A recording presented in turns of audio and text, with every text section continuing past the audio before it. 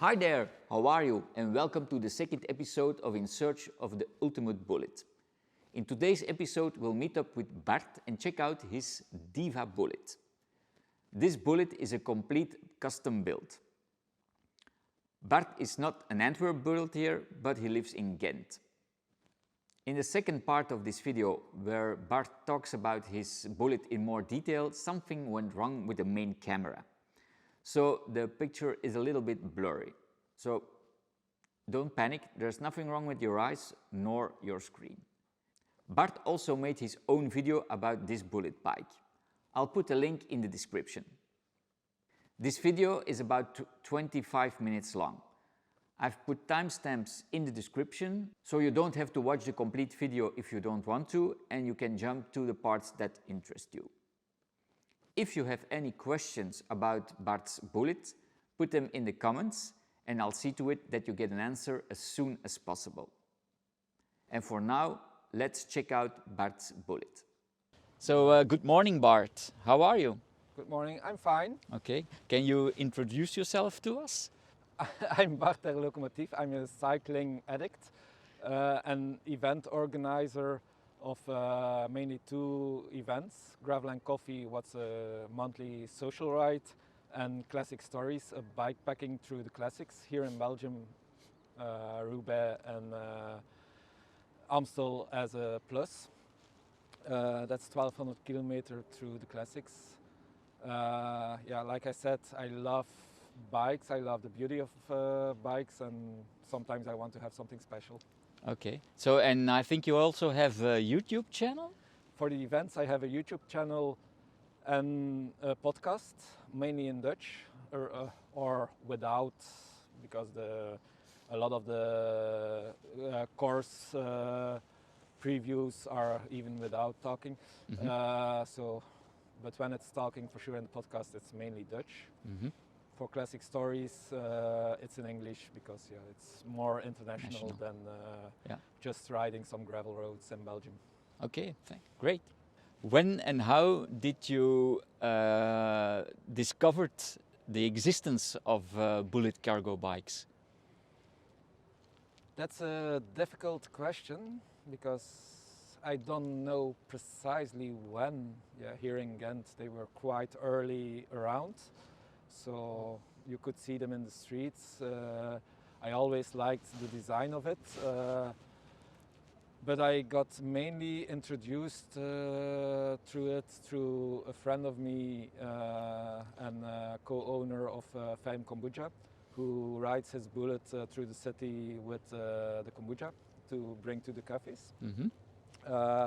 And yeah, he has a very raw Bullitt with instead of a honeycomb skateboard plank or a snowboard plank, I think it's snowboard plank put on, where he put his cradles of kombucha on. Okay. Yeah, I like that bike quite a lot. I like the style of his bike, although it's completely different than mine. Mm-hmm. And yeah, I did use it a few times. And then quite quickly we decided with my ex-girlfriend to buy one to get rid of the cycling car that she was using for her kids. Mm-hmm. And from there on, I started to use... The love grew, yeah. The love grew because of the nimbleness and the practicality of the Bullitt, what you really cannot find in a lot of other cargo bikes. Yeah, okay. So, and is this your first Bullitt that you've bought? Technical, yes and no. Mm-hmm. So my ex-girlfriend bought a Bullitt and we built it up completely ourselves with a Shimano XT. Mm-hmm. But it was technically her bike, but I did ride it quite a lot. Mm-hmm. But at that point already I knew I needed a second one. Okay. That was not necessarily practical or completely practical, usable for kids. No, I don't care. because that bike was already there. Mhm. The moment our roads divided a bit, yeah, I knew it was time to start my own project on a Bullitt. Okay. So, and is this your daily ride?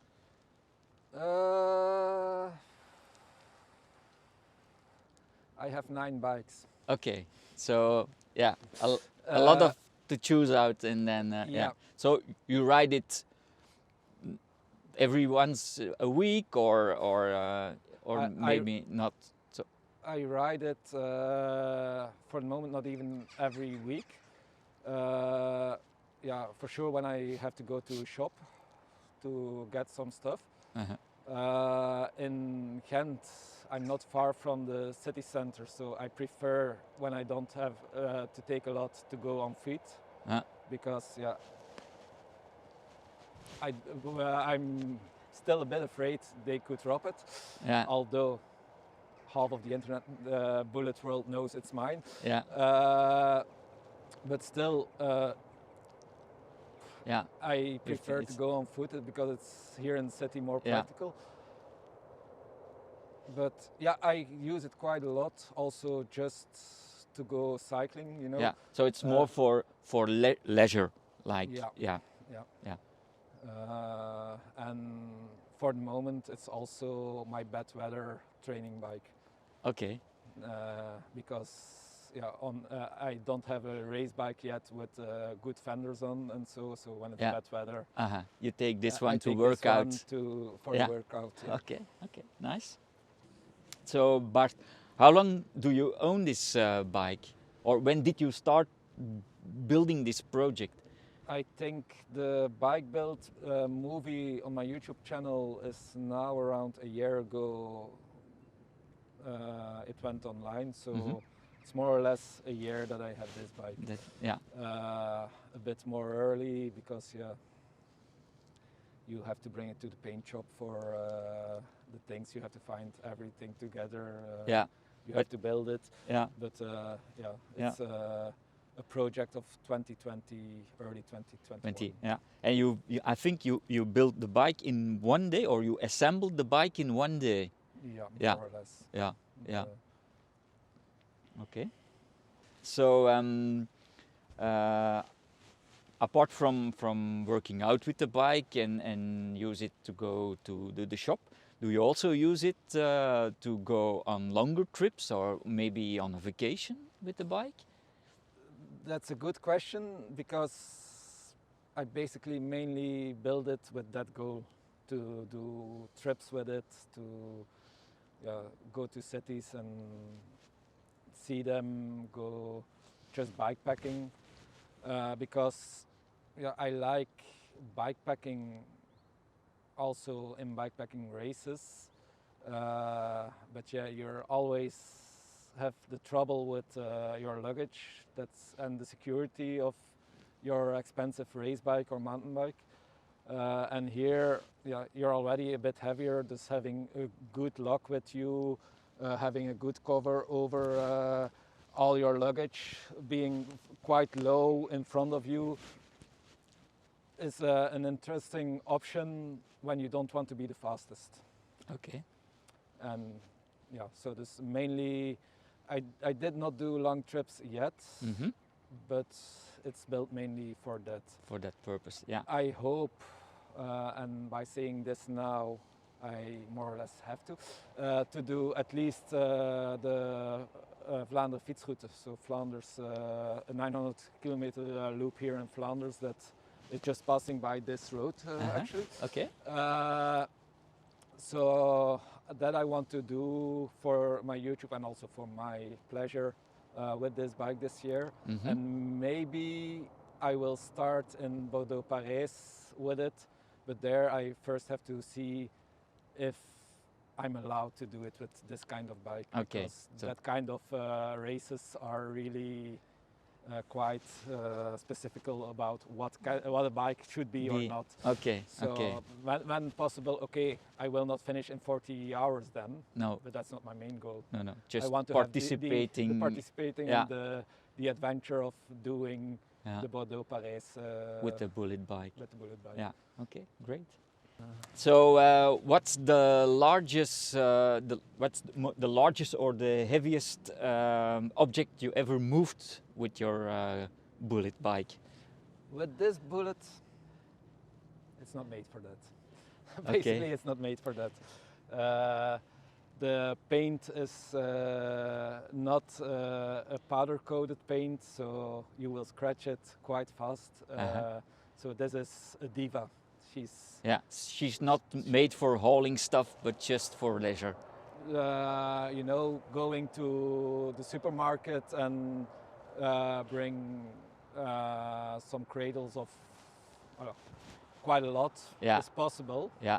But for big, for really big parts, this drop bar is way too low. Yeah. The paint is not ready for that. So it would be a pity to scratch the bike. Eh? Yeah. But when I need to move big things, I ask Pascal and I take his Bullitt. And that's a good one. Okay. So, if money was no object, what would your ideal or ultimate Bullitt be, or how would it look like, or in what way would it be assembled or built? I think more or less like this. Okay. But if practicality is an issue, so when I want to have it more practical, I think I would contact Bullitt.de for a pinion option frame with a belt drive. Because in normal use, I think that's the better option. Yeah. I also would take a powder-coated frame. I love this for what it's meant. But when money was no object, I would have a second one with some setup like this. Okay. So, a second one. Yeah. Okay. Let's have a closer look at the bike. Maybe we can start from the back to the front and have a look to all the stuff you've put on your bike, and maybe you can give also a bit of explanation why that you choose for that particular part to put on your bike. Absolutely, and I will do that with pleasure. Okay. For those who want to have a bit more detail, I would say link my Bullitt bike build video, or just search on Diva Bullitt on YouTube, and you will see how she's built. The complete list is also there with every part that's on it. Okay. There's, except of the frame, almost non-stock on this Bullitt. Okay. Another thing that's a bit stock is the fenders. Okay. But just like the frame, the fenders went to M level for some customization. So I choose candy pink for the. I just love pink. Okay. So the fenders are candy pink with on it the chain of gravel and coffee with the links as coffee beans. Okay. So you have that's mainly the brand logo of Gravel and Coffee, and I also have it as a tattoo here on my arm. It's so now it's on. It's hidden under your watch. But we'll show it. So no one can doubt it's my. So you paired with your bike. I paired with basically all my bikes. Okay. Only my mountain bike is not yet in that stage. Okay. But so that's the fender. Then we have the Seidel and the bar tape. They are from Brooks. Okay. Because I loved the petroleum color of it, and it just matched the whole thing. Actually, I bought the saddle before I chose the paint, so I was sure that it would match. And I bought 5 rolls of the tape, so I'm safe for some years. Yeah. So Then in the back we start with the Groupset, what's a Shimano GRX, but not stock also. I've made some mistake, and that's why I say you have to be careful with this kind of paint. I didn't lock first my cage, so a GRX you can lock, so when it's unlocked you get chain slap. Yeah. So that will go back for retouching. Not a big deal, but a pity. I changed the GRX because I wanted to use a 50. A Bullitt is quite heavy, so you really need the lower gearing. So therefore I went to Garbaruk, a Polish firm who makes this kind of cassette, and also the cage is from them, so it's completely changed, so they can fit the 50 and not the 42 that's stock. Although, to be honest, but I will not guarantee that when you don't know, you should not do it. On a GRX, a 46 works perfectly, and I think even a 50 works with a normal cage, but Shimano will never allow it when it goes wrong.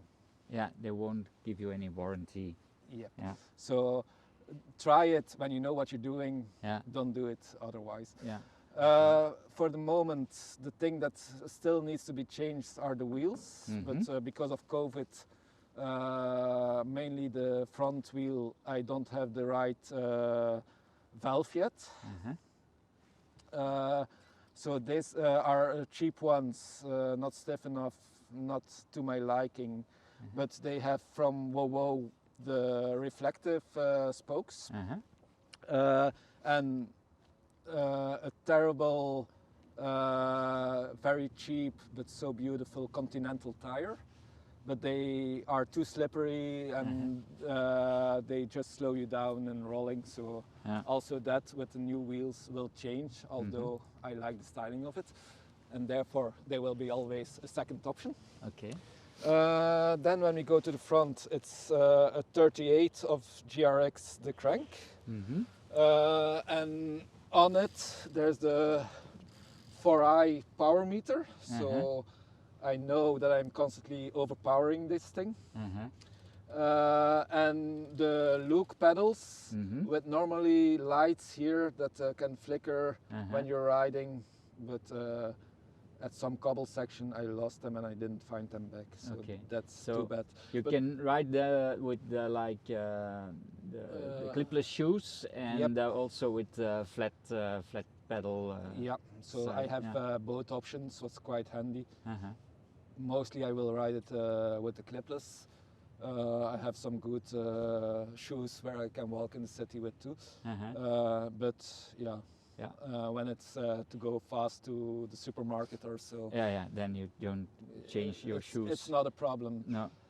Then when we go further to the front, we have the oil slick cages of Lezyne. Those, with this paint job, you just need them.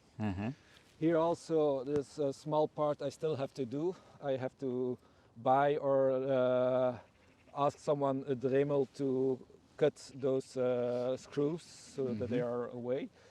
And this is an option I would advise everyone to put on their bike. It's, I believe, from far, but we have to check it on my list. Two small bags that come very handy, for sure, because in this one, for example, you store your lock. A very good lock, and this is also the main security of the bike. My keys are there, but what's interesting on this Abus lock is when it's completely locked, there's a movement alarm in it. So and it's quite sensitive.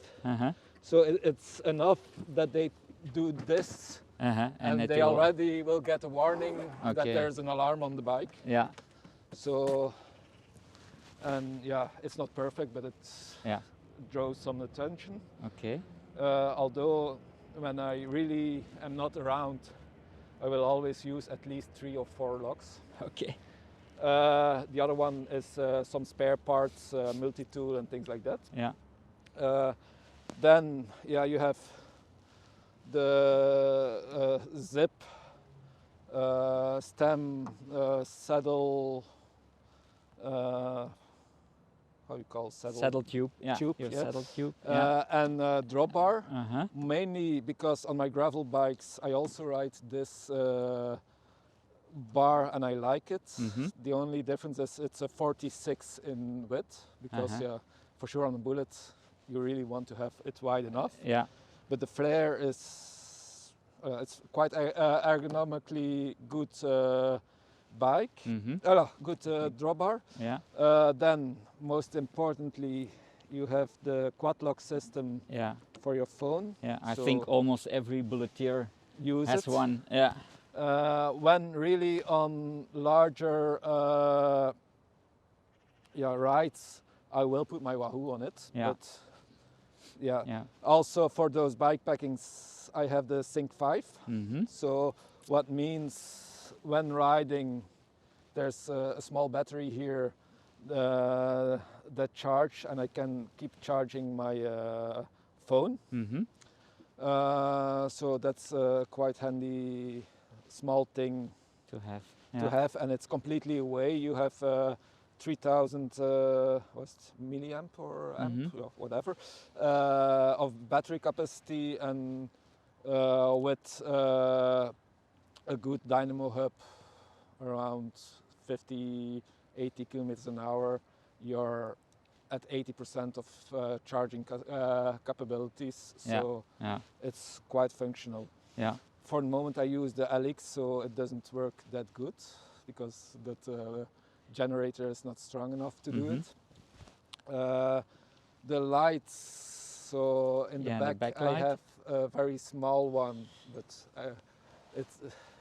I like it. Just like the front, it's from a German firm, I believe. Yeah, Busch and Müller. Uh-huh. So it's quite bright, and it's still not too in your face on the bike, you know. Uh-huh. So I like that quite a lot. Mhm. Then going further, we have the normal Bullitt cover. Mhm. I'm thinking. Yeah. So these are Bullitt side panels. Yep. But you also customize them because I see a light sparkle in the thing, or is we it put also- it a wrap on it. Okay. So Yeah. it's just a wrap with the same color of the paint. Yeah, of the paint. Okay. But I'm thinking there for sure for the bike packing to get it more light. Mhm. You have in Poland also a firm that makes custom bags for the Bullitt that also follows the form. Mhm. So I'm talking with them to make me Yeah. a Custom made bag. that Yeah. fits perfectly and is more light than this Yeah. option. Then this. Yeah. For sure, for example, Bordeaux Paris, Yeah. Yeah. it would change quite a lot of things. Yeah. Then moving to the front, I think we have almost Almost everything. everything. Yeah, and the canopy is also from Bullitt. Yeah, Yeah. that's right. Okay. So you have the front light from Busch and Müller. What's a very bright one? It's a good one. Uh-huh. I also like the silver of it fitting the rest of the external parts. Uh-huh. The fender also has the chain, so and the fork is copper, just like in almost every other. Your phone is My ringing. phone is ringing. Yeah. Who needs me? I don't know him. Go away. For later. So the front is fork is copper because also in all my wheels and all my bikes that are customed I use the copper color as main basic color to go over all my bikes. Okay. So that so that you can that you can put things in other bikes also. Yeah, that you can change parts from one bike to the other bike. Yeah. Without and they keep on fitting. Yeah. Not very important for this bike because I will not change a wheel or so with my race bike. No. But yeah, it's still nice. It fits the rest. It fits the concept. Yeah. Yeah. Okay. So and the brakes, those are stock? Those are Shimano, Mm-hmm. but they are XT. Okay. Because on the GRX, you have the problem. You only have them as direct mount, no post mount, and a Bullitt doesn't have a direct mount option. And then at the point I built this bike, there was, and I think there's still not really a good option to have an adapter between a direct mount and a post mount. So I had the option, or I searched someone to 3D print a part for you. But a heavy bike on a brake. Yeah, it's. I'm not sure yet. It's a risk. Yeah. Yeah. So I chose. Probably it will be as expensive as the other option to buy the XT calibers, 4 pistons for the stopping power of the Bullitt. And because they use the same oil and the same pressure system, you can combine them. Yeah, yeah. So. Okay. And yeah, I think mainly that's the bike. That's the bike. Okay, very nice.